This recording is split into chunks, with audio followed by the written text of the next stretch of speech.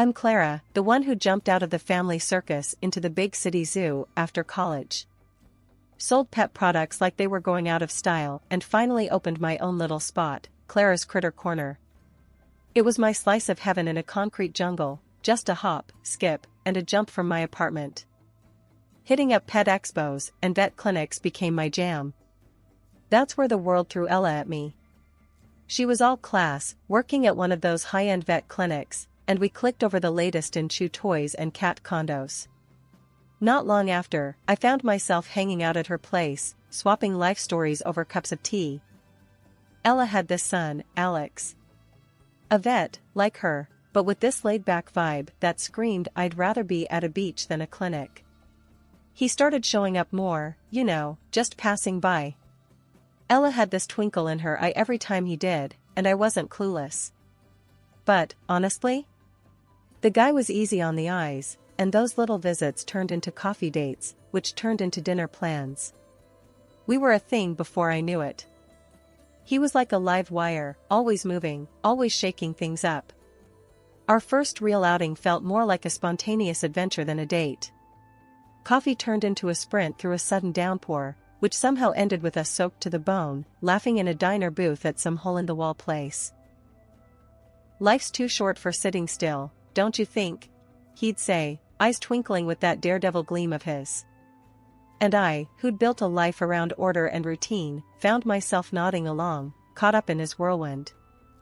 Our conversations were never dull. He'd toss ideas at me like fireworks, each one more vibrant and wild than the last. "Ever think about hosting a pet fashion show at your store?" he'd suggest out of the blue, and I'd laugh, not because it was absurd, but because with him, it somehow seemed possible. With Alex, I found myself stepping into a world where the unexpected was the norm, and I loved it.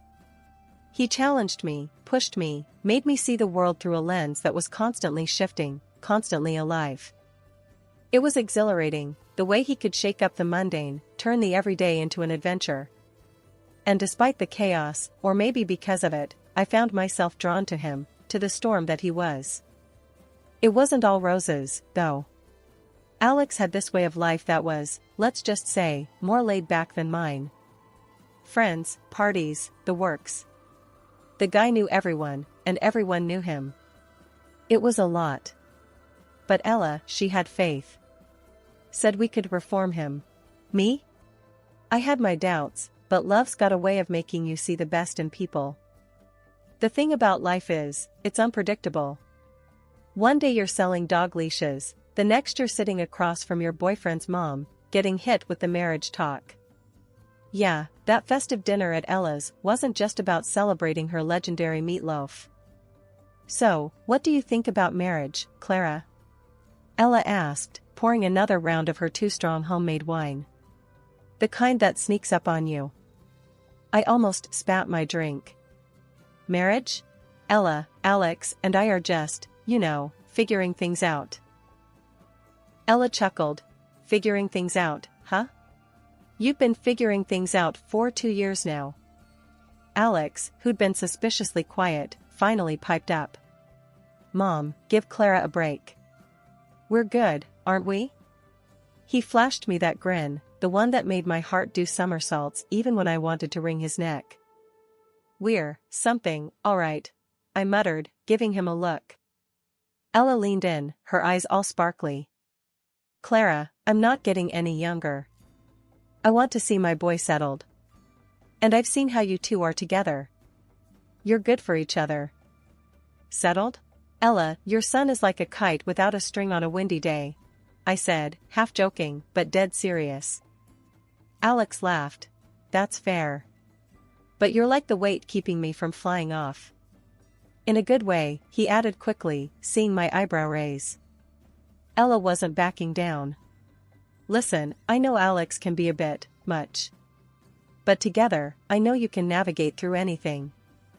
I took a sip of my wine, buying time. "Ella, it's not about navigating. It's about him blowing cash on nonsense while I'm penny pinching to keep the business afloat. How's that gonna work in a marriage?" "Marriage is about teamwork, Clara.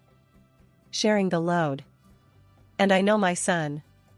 He needs a strong partner. Someone like you, Ella said, her voice soft but firm. Alex reached for my hand. Clara, I know I can be a handful. But I'm serious about us. About making this work. We can figure out the finances together. I looked at him, really looked. Behind the charm and the carefree attitude, there was something else. A willingness, maybe even a need, to grow up. But could he? Could we? Alex, your version of financial planning is seeing how far you can stretch $1 at happy hour, I said, half smiling to take the sting out. Hey, I get 2 for 1. That's planning, he quipped, but his smile faded. I get it, Clara. I do. I need to do better. For us. Ella watched us, her expression hopeful. Think about it, Clara. You don't have to decide now. But I see something beautiful here. Something worth fighting for. The room was silent for a moment, the weight of her words hanging in the air. I took another sip of wine, feeling its warmth spread through me. Let's say we do this marriage thing. It's not gonna be easy, Alex. You need to step up. No more childish spending sprees. And Ella, no bailing him out. We're in this together, but we play by my rules. Financial responsibility isn't optional. Alex nodded. I hear you, Clara. I'm in. All in. Ella beamed. That's all I wanted to hear. We'll figure out the rest together. As I sat there, looking at the two of them, I couldn't help but feel a mix of excitement and sheer terror. Marrying into this family was going to be like jumping onto a moving train. But then again, life's about taking chances, right? And maybe, just maybe, this was a chance worth taking. So, I raised my glass to figuring it out. Together. Ella and Alex echoed the toast, their glasses clinking against mine. And just like that, my predictable life of pet supplies and quiet evenings alone got a whole lot more complicated. But as I looked into Alex's eyes, seeing the genuine promise of effort, I felt a flicker of hope. Maybe, with a lot of work and a little bit of luck, we could turn this unexpected proposal into something real. Something lasting. Life after tying the knot with Alex was a wild ride, kinda like being strapped into a roller coaster that you can't get off of. The dude worked his tail off at the clinic, I'll give him that.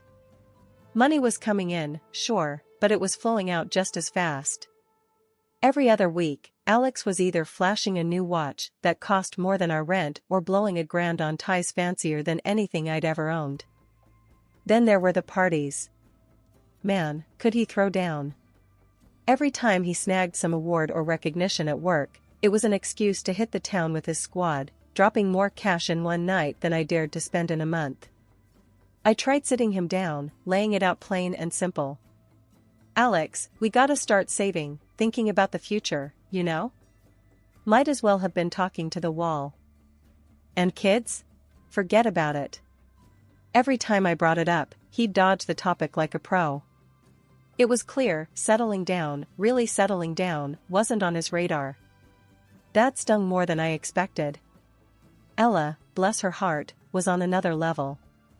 She'd always been the type to handle her business, money-wise. But with retirement, she started tightening the purse strings, getting real about her expenses. That's when she dropped the idea on us, let's get serious about the family budget. Time to pool resources, track every dime. Sounded like a lifeline to me. So, we opened this joint account, a pot for all things house and home. At first, Alex was on board, chucking in a decent share. But like clockwork, his enthusiasm fizzled. Payments became, oh, I'll do it tomorrow, until tomorrow never came. One evening, I cornered him, ready for a showdown. Alex, we talked about this. You, me, your mom, we're a team now. Time to act like it. He just shrugged, that maddening, laid-back shrug of his. Clara, this is just how things have been, you know? Mom's always had the bills and groceries covered. I take care of my own stuff. Why mess with a good thing? A good thing? My blood boiled. A good thing? Alex, we're supposed to be building a life here, not running some freewheeling bachelor pad. Things need to change. His reply was a cold splash of reality. Change? Clara, this is me. It's always been this way. Why start pinching pennies now? Life's got a funny way of throwing curveballs, and mine came in the form of 2 pink lines on a pregnancy test. Heart pounding, I broke the news to Alex, hoping, praying for a flicker of joy, a spark of excitement. His reaction? Cold enough to freeze hell over. Clara, are we sure we want to keep it? He tossed out, casual as if discussing the weather. The words hit like a sucker punch. I stood there, stunned, my heart sinking to my toes. Absolutely. I shot back, my voice laced with steel. This isn't up for debate. Ella, on hearing the news, wrapped me in a hug, her support unwavering. We're in this together, dear, she assured, a rock in the storm that was brewing. Juggling the pet store with morning sickness was a Herculean task. Every day felt like running a marathon with lead shoes. So, I did what I had to do, pivoted to online sales, rented a warehouse near Ella's, to ease the load. The digital leap was a lifeline, keeping my dream afloat as I navigated the rough waters of pregnancy. Then, as if life decided I hadn't had enough, Ella fell sick, landed straight in the hospital. My heart was torn between worry for her and anger at Alex, who couldn't be bothered to show his face at the clinic. Every day, I was there, holding Ella's hand, whispering promises of better days, while Alex, God knows where he was. Bringing Ella home was another chapter in the saga. I became nurse, caretaker, daughter she never had. Meanwhile, Alex was off gallivanting with his pals, as if his mother lying weak in bed was someone else's problem. Can't you spare a moment for your own mother? I finally exploded one evening when he breezed in past midnight, reeking of booze and bad decisions. She's got you, hasn't she? He retorted, a smirk playing on his lips that I itched to wipe off. Ella's your mother, Alex. Your mother. I spat the words, each one dripping with contempt. She needs us, not just me. But my words were rain against a window, seen but not felt. Alex shrugged off the responsibility like it was nothing, leaving me to wonder how the man I married had vanished so completely. Bringing a new life into the world should have been the kind of joy you shout from the rooftops. But when that day came, the echo of my joy bounced off walls built up by Alex's absence and indifference. Our baby boy, Lucas, was perfect, a tiny bundle of hope in a tangled mess of disillusion. Ella was my rock, stepping up in ways I never imagined. He's beautiful, Clara. Just perfect, she cooed, cradling Lucas with a grandmother's pride that outshone the dimness of the hospital room. Thanks, Ella. I don't know what I'd do without you, I murmured, exhaustion battling with gratitude. Alex's introduction to his son was brief, a fleeting moment that should have lingered. He's got your eyes, was all he offered before his attention slid away, back to his phone, to a world that didn't involve dirty diapers or midnight feedings. The first few weeks blurred into a cycle of feedings, diaper changes, and stolen moments of sleep. Through it all, Ella was my pillar, while Alex, well, he might as well have been a ghost for all the help he was.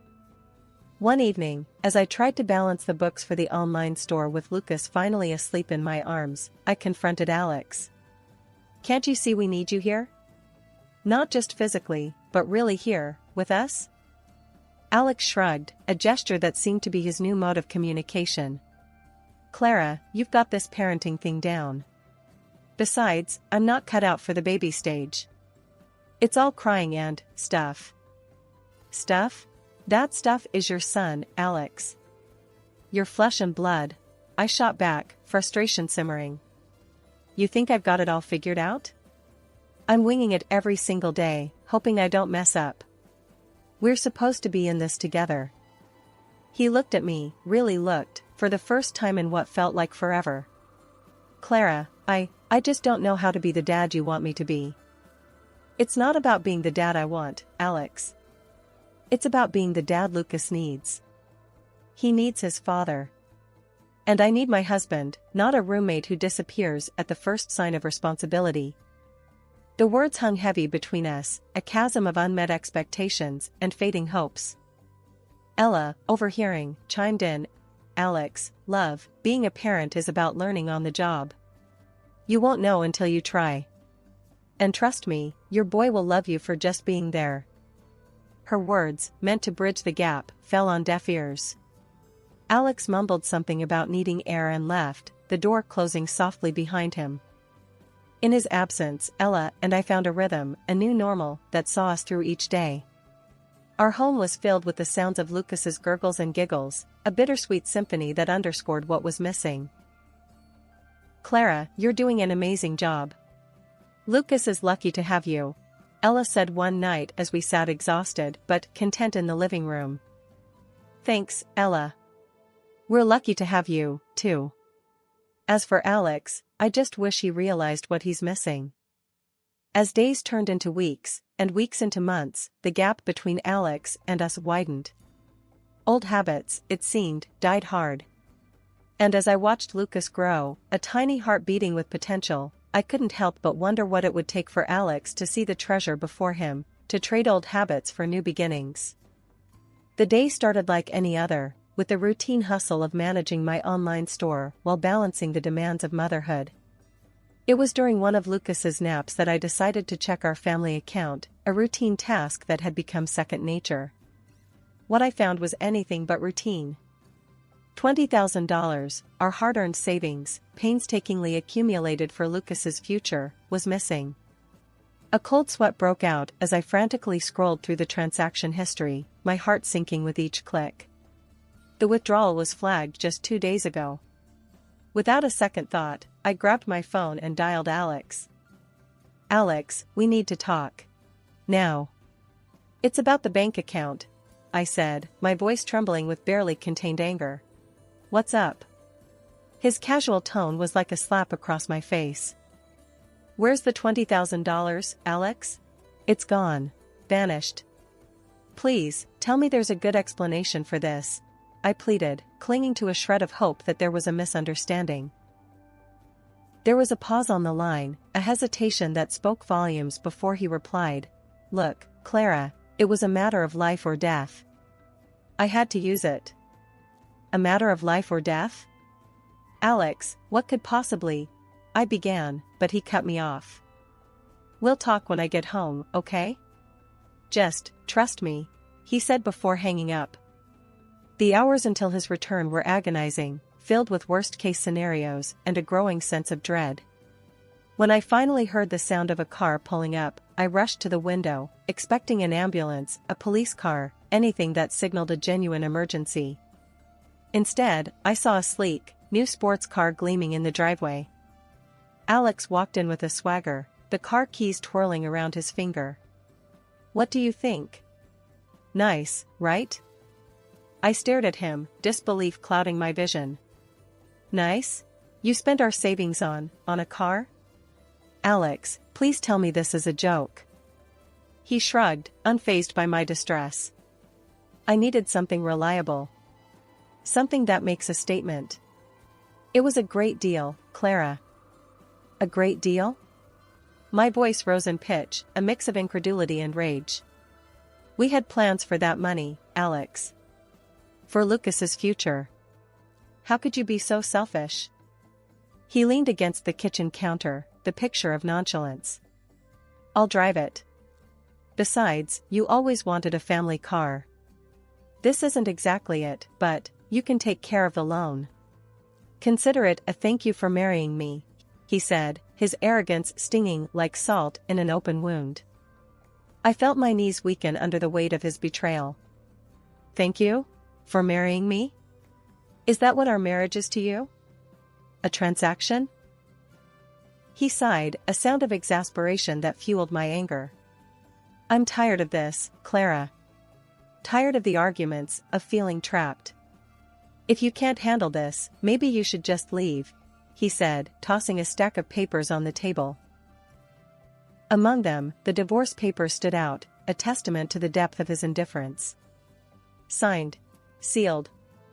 delivering the final blow to our crumbling marriage. "This is what you want?" I asked, the fight draining from my voice as the reality of his betrayal settled in. "It's for the best. We're clearly on different paths," he replied, his tone devoid of any emotion. The room spun as I processed the magnitude of his actions.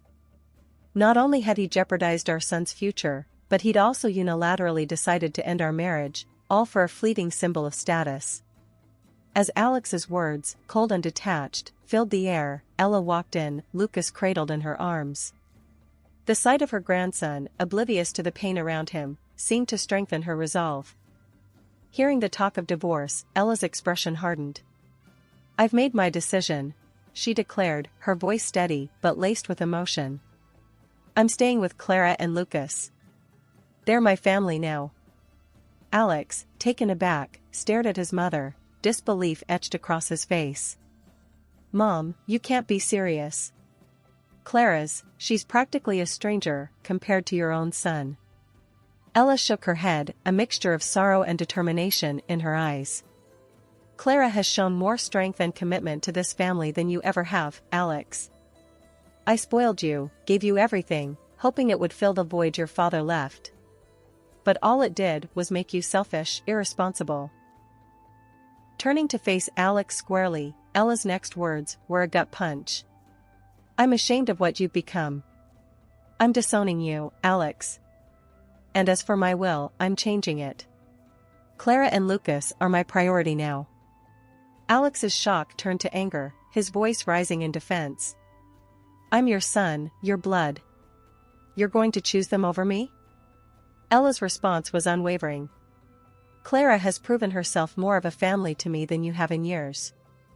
It's time you learn to stand on your own, to understand the value of money and family." The finality in her voice brooked no argument. "Return the $20,000 you took from Clara, or I swear, we'll take legal action. You've crossed a line, and it's time you face the consequences." The room fell silent, the weight of Ella's words hanging heavily in the air. Alex, defeated and alone, collected his things in silence, the reality of his choices finally dawning on him. As he left, Ella turned to me, her eyes softening. "I'm so sorry, Clara. I never intended for things to turn out this way. But I promise you, Lucas and you are my family now. We'll get through this together." After the dust settled from the storm of my marriage's end, life took on a new rhythm, a melody composed of resilience, hard work, and unexpected bonds. The divorce papers were signed, turning a page I never expected to write in my life story. But here we were, me, Ella, and Lucas, creating a new definition of family. Ella had been more than just a mother-in-law. In the wake of Alex's departure, she became my anchor, and together, we were determined to provide Lucas with a solid foundation, one built on love, respect, and the kind of hard work that molds character. "Lucas will know the value of responsibility, of earning his keep," I mused aloud one evening as Ella and I sat, planning the week ahead. "We're going to raise him to be the man Alex never chose to be." Ella nodded, her agreement silent but resolute. "He'll be better for it, Clara. With us guiding him, how could he not?" The irony of our situation wasn't lost on us. Alex, who had floated away on a cloud of his own making, was a distant figure in the life of his son, a cautionary tale of wasted potential and misplaced priorities. Rumors of his spiraling debt and lavish expenditures on frivolities reached us through the grapevine, each tale a reaffirmation of the bullet we dodged. Our focus remained undeterred. My online pet store, born out of necessity, had flourished into a thriving business, providing not just for our immediate needs, but allowing us to look ahead with optimism. The lessons of the past, of Alex's failings, and our own trials, were the bedrock on which I built my enterprise. Ella, ever the matriarch, took a bold step to secure our future further. Rewriting her will, she made Lucas and me the heirs to her legacy, a gesture that cemented our bond and commitment to each other and to the values we aimed to instill in Lucas. "As long as I'm around, you two will never want for anything," Ella declared, her words not just a promise, but a vow. "This family, what we have here, it's worth more than any material wealth." Her actions spoke louder than words, a testament to her belief in us, in the family we'd become. Together, we faced the future not as remnants of a broken past, but as architects of our destiny, united by love and a shared vision for what lay ahead. "We're doing okay, aren't we, Ella?" I asked one evening, as we watched Lucas play in the garden, his laughter a balm to the scars of the past. "We're doing more than okay, Clara. We're thriving," Ella replied, her hand squeezing mine. "Together, there's nothing we can't overcome."